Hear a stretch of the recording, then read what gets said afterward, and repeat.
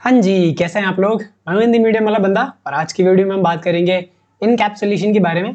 इसके पहले की वीडियो में हमने इनहेरिटेंस के बारे में बात करी, जहाँ पे हम एक क्लास को दूसरी क्लास के अंदर यूज कर पा रहे थे। इनकैप्सुलेशन का सीधा-सीधा मतलब है कि आप सारे आइटम को एक कैप्सूल में लॉक कर दो, ठीक है? ताकि आप सारे आइटम को इंडिविजुअली एक्सेस ना कर पाओ जब तक वो कैप्सूल के अंदर है। तो ये हमारा एक फीचर है। अब ये काम कैसे करता है, इसका रियल लाइफ एग्जांपल क्या है? अभी तो नाम से लग रहा होगा इनकैप्सुलेशन, ठीक है। पर एक्चुअल में रियल वर्ल्ड में जब ऐसी चीजें आती है, जब आपको इंप्लीमेंट करना हो ऑब्जेक्ट ओरिएंटेड प्रोग्रामिंग के अंदर, तो फिर इसका मीनिंग क्या होता है उसको समझ लेते हैं। अभी इस चीज को समझने के लिए हमने अपने पहले वीडियो में बात करी थी, जहाँ पे क्लासेस और ऑब्जेक्ट बनाना सीखा था। तो यहाँ पे हमने एक अकाउंट नाम का क्लास बनाया था। इसी चीज को हम कॉपी करने वाले हैं और इनकैप्सुलेशन फाइल के अंदर पेस्ट करने वाले हैं, ठीक है। कुछ चीजें मैं हटा रहा हूँ यहाँ पे। लेट्स से एक ही ऑब्जेक्ट लेते हैं, ठीक है, दैट इज HMWB अकाउंट। और ठीक है, अभी के लिए इसको यहाँ पे कमेंट कर देते हैं। अभी हम समझेंगे इनकैप्सुलेशन लाया क्यों गया, ठीक है। इसको थोड़ा सा हाइड करके टर्मिनल ओपन करते हैं एंड इस फाइल को पहले रन कराते हैं, ठीक है। इस फाइल को रन कराने पे आउटपुट जो मिल रहा है वो 1000 आ रहा है, ठीक है। यहाँ पे हमने किया ये है कि HMWB अकाउंट बनाया, जिसका इनिशियल बैलेंस हमने दे दिया था 1000 और यहाँ पे इसने इस बैलेंस को सेट कर दिया, ठीक है। और फिर हमने इस बैलेंस को एक्सेस करने की कोशिश करी। अब देखो कल को क्या होता है कि अगर मैं यहाँ पे HMWB account dot balance is equal to 100 कर देता हूँ, ठीक है। 1000 से डायरेक्टली 100 कर देता हूँ and then HMWB account dot balance करते हैं। तो if I do this and let's run it again, यहाँ पे आपको जो बैलेंस दिख रहा है वो अपडेट हो चुका है 100। तो हमारा मेन मोटिव ये है कि हम डायरेक्टली किसी को भी ऐसा एक्सेस ना हो कि कोई भी एट्रीब्यूट हमारा बदल पाए, उसकी वैल्यू क्या है। क्योंकि हमने ऑब्जेक्ट क्रिएशन के टाइम पे तो 1000 दिया था, बट यहाँ पे किसी ने बाहर से, क्लास के अंदर होता तो ठीक है, क्लास के बाहर से किसी ने क्या किया, ऑब्जेक्ट को एक्सेस किया और इसकी वैल्यू चेंज कर दी, जो कि हम ऐसा नहीं चाहते। तो इसके लिए हमें क्या करना होगा, रेस्ट्रिक्शन लगाने होंगे। बैलेंस को हमें प्राइवेट वेरिएबल बनाना होगा। अभी यहाँ पे पब्लिक वेरिएबल है, ठीक है, इस ऑब्जेक्ट से आप एक्सेस कर सकते हो। हमें क्या करना है, इसको प्राइवेट वेरिएबल बनाना है, प्राइवेट एट्रीब्यूट बनाना है बोल सकते हो। अब ये अपडेट कब होगा, ये अपडेट तभी होगा जब आपके अकाउंट में पैसे क्रेडिट होंगे, आपके अकाउंट से पैसे डेबिट होंगे, ठीक है। ऐसा तो कोई प्रोसेस है नहीं बैलेंस अपडेट करने का, तो इसी चीज को इंप्लीमेंट करेंगे। अब देखिए, प्राइवेट बनाने के लिए हमें यहाँ पे जो वेरिएबल डिफाइन कर रहे थे, जो एट्रीब्यूट बना रहे थे, यहाँ पे सेल्फ डॉट बैलेंस डायरेक्टली लिख रहे थे। अब इसको प्राइवेट बनाने के लिए थोड़ी सी ट्रिक है, ठीक है। आपको लगाना है $_बैलेंस। यहाँ पे एक और चीज, यहाँ पे जो हमने ये एट्रीब्यूट बनाया था इसको हम कर देंगे डिलीट। अभी हम डायरेक्टली क्या कर रहे हैं, ऑब्जेक्ट बना रहे हैं और फिर बैलेंस एट्रीब्यूट चेक करने की कोशिश कर रहे हैं।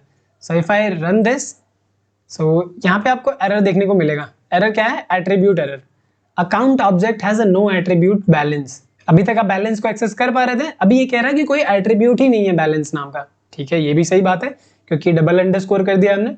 तो लेट्स से डबल अंडरस्कोर से एक्सेस करने की कोशिश करते हैं। Let's save it and run it again. तो अभी भी आपको यही देखने को मिल रहा है कि attribute object has no attribute double underscore balance, जबकि हमने यहाँ पे डबल अंडरस्कोर बैलेंस नाम का एक एट्रीब्यूट बनाया हुआ है। तो रीजन यही है कि यहाँ पे हम इस एट्रीब्यूट को प्राइवेट बना रहे हैं, तो आप इसको क्लास के बाहर एक्सेस नहीं कर सकते, आप इसको क्लास के अंदर एक्सेस कर सकते हो। सो यहाँ पे भी self dot double underscore balance करते हैं और इस फंक्शन को कॉल करते हैं जहाँ जो यहाँ पे हमने कमेंट किया हुआ था। लेट्स रन इट, इसको कर देते हैं कमेंट क्योंकि ये इश्यू क्रिएट कर रहा है। And if I run this again, you can see RS1000। तो हम क्या कर रहे हैं, इसको क्लास के बाहर एक्सेस करने की कोशिश कर रहे हैं जब डायरेक्टली, तो ये एक्सेस नहीं हो रहा है, बता रहा है कि ऐसा कोई एट्रीब्यूट एग्जिस्ट नहीं करता। बट इसको हमने फंक्शन के थ्रू किया, यानी कि मेथड के थ्रू किया। और मेथड में हमने इस एट्रीब्यूट को एक्सेस किया, self dot double underscore balance, और यहाँ पे ये प्रॉपर्ली वर्क करेगा। तो प्राइवेट बनाने का मतलब ही यही है कि आप उसको क्लास के अंदर एक्सेस कर पाओगे। अब हमने यहाँ पे एट्रीब्यूट को प्राइवेट बना दिया, बट अगर इसको हमें एक्सेस करना है तो किस तरीके से एक्सेस करेंगे, तो उसके लिए हमें यूज करने होंगे गेटर और सेटर मेथड।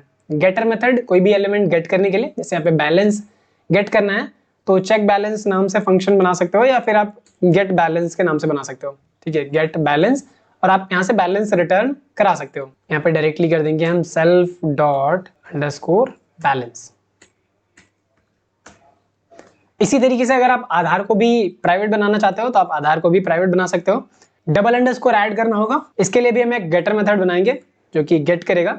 तो डेफ गेट आधार एंड यहाँ पे करेंगे हम सेल्फ, और फिर इस फंक्शन से रिटर्न कराएंगे हम आधार सेल्फ डॉट। अब यहाँ पे हमने फंक्शन चेंज कर दिया है, इसको चेक बैलेंस की जगह गेट बैलेंस कर देंगे। और अगर हम यहाँ पे प्रिंट कराने की कोशिश करें HMWB अकाउंट डॉट आधार, तो आधार नाम को कोई एट्रीब्यूट है नहीं, तो हम इसको कैसे एक्सेस कर सकते हैं, गेट आधार, और ये हमारा एक मेथड है या फिर फंक्शन है, तो पैरेंथेसिस लगाएंगे। And if I run this again, so you can see I am getting this Aadhaar number जो कि यहाँ पे हमने दिया हुआ था। सो इस तरीके से इनकैप्सुलेशन काम करता है। जैसे हमने यहाँ पे एक गेटर मेथड बनाया कोई भी एट्रीब्यूट गेट करने के लिए, इसी तरीके से आप सेटर मेथड भी बना सकते हो कोई भी एट्रीब्यूट सेट करने के लिए। जैसे डेफ यहाँ पे बना लेते हैं सेट आधार, मान लो बाद में कोई आधार अपडेट करवाना चाहता है तो यहाँ पे हम कर देंगे सेल्फ आधार और यहाँ पे दे देंगे न्यू आधार। ठीक है, हमें कौन सी वैल्यू से सेट करना है, फिर हम यहाँ पे डायरेक्टली क्या कर सकते हैं, self dot Aadhaar equals to this new Aadhaar. तो इस तरीके से हम चाहे तो आधार सेट कर सकते हैं। जैसे यहाँ पे अगर आप देखो आधार गेट करने पे क्या मिल रहा है हमें 63826912, बट हम चाहते हैं कि इसको हम अपडेट कर दें। ठीक है, हालांकि ऐसा पॉसिबल नहीं होता रियल लाइफ में कि आधार नंबर को आप चेंज कर सको। हाँ, आधार कार्ड में आप नेम वगैरह चेंज करा सकते हो, तो उसके लिए आप बना सकते हो, बट हम यहाँ पे जनरल एग्जाम्पल ले रहे हैं। तो HMWB अकाउंट डॉट सेट आधार और न्यू आधार नंबर दे देते हैं 123456। ठीक है, एक बार इसको सेव कराते हैं और ये गेट आधार वाला फिर से कॉल करते हैं सेट कराने के बाद, and let's try to run it. तो आप देख सकते हैं यहाँ पे पहले हमारा क्या था, यहाँ से ओके सेट आधार वाले में हमने प्रिंट कराया, ये फंक्शन को रिटर्न नहीं कर रहा है, तो यहाँ पे प्रिंट स्टेटमेंट हटा देंगे हम। ठीक है, ओनली गेट करो। सेट के लिए हम क्या कर रहे हैं, यहाँ पे कुछ रिटर्न नहीं हो रहा है जिसकी वजह से यहाँ पे नन प्रिंट हो रहा था।